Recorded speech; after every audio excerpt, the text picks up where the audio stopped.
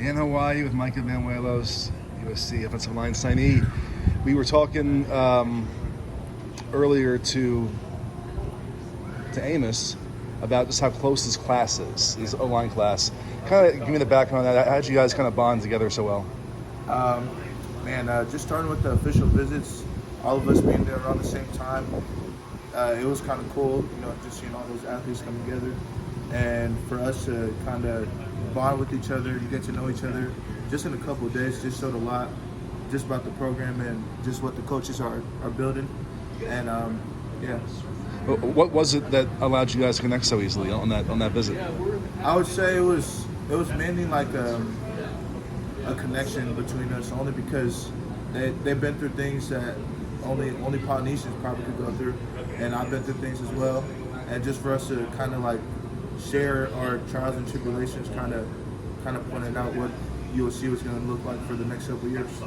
How much were you all communicating then through the rest of the recruiting process as you all made your decisions? Were you in contact a lot? Yeah, so our coaches actually have a lot of we have a lot of group FaceTimes, so it's just a whole bunch of talking, gassing each other. Elijah Page as well, and Tobias Raymond as well. It's just always a good time whenever talking to them or just messaging them. So you all get on FaceTime together with Coach Henson? Yeah, it's either Coach Henson or Coach Crabtree. They're just both of the O-line coaches. It's just always a good time. And is it to talk about technical stuff? Is it to talk about off-season training, or is it just that talk? It's just talk about life. They always want to see how you and your family are doing, and that's what I love about them the most, is that it's always family first before everything, and then so on. It's just love them. How often are these FaceTime chats? I would say it's about maybe like once every 2 weeks, but it's still like oh yeah, it's good to see you guys and like good talking to you guys. So coming in, you already feel like you know these guys pretty well. Oh heck yeah, they actually feel like brothers and cousins to me. So yeah, kind of. Do you feel the importance of this O class is kind of the foundation for the future of that position? It was a big deal to get all you in together. Do you kind of feel that you guys are like the next wave? Oh yeah, I for sure would say we're the next wave, but it was mainly like the plan that Coach Henson had. He just had a plan that he would have some dominant guards, centers, and tackles, and as you can see right now, he's done exactly what he said.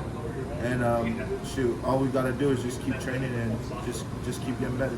Are you expecting to work at center or guard? I'm honestly expecting to work at whatever Coach Henson tells me. I'll play tackle, guard, center, whatever he needs. But as of right now, I think it's either center or guard. It's looking like, because I don't know about the height, but got the reach. So yeah.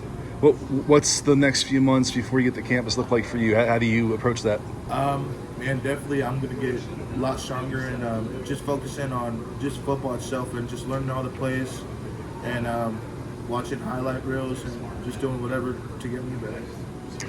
Coach Henson, talking to Amos, he was just so effusive about how much you guys love Coach Henson and how much he really kind of brought this group together as a strong recruiter. What is it about him that stands out? Man, he's just a low-key, wise man who just loves the kids that he coaches, and he just loves the coach. And just seeing that in a coach just shows a lot. As he's getting a little bit older, he might get a little grumpier. So we'll probably expect that in a couple years, next year's. And Coach Crabtree as well, just him being like Coach Henson's little sidekick, graduate assistant, just helping whatever he needs help with. And yeah. Do you recall the first time he called you? Yeah, I actually do. It was after my sophomore year against Tahoma, and we actually beat them. And he called me just talking about Sam and just about how he just knew how dominant I was when I would try to play in the floor.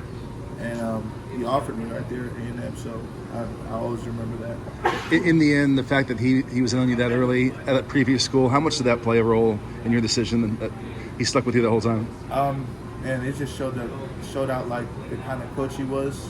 Like he wasn't just a coach who was gonna just get some random players and whatever. But I knew he was willing to kind of be that dude, that standout dude when he moved from A&M to USC, and he called me right away. So just meant a lot. Just lastly, going back to the 5 freshmen, tell me about the personalities. How different are you all? How similar? Who's most similar? Who's most different? Most different, I would definitely say Lonnie, only because he's really quiet but he's quiet but deadly. So yeah, and Amos just being a smart ass, Excuse my language. No, you're good. But, just for him to just always be that kind of parent figure, and Elijah Page as well. Haven't really met Tobias in person, but like what I've heard so far, he's just a cool, low-key dude. And I mean, not to brag on myself, but I mean, I do talk a lot, so I feel like I'm kind of like the connector of the line. So, Sure. Yeah. Good stuff. And then this week, what's the experience here for you? What are you looking to get out of the Polynesian Bowl?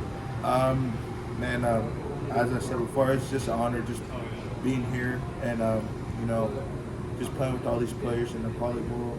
And just for us to get invited here is like an honor, as I said before.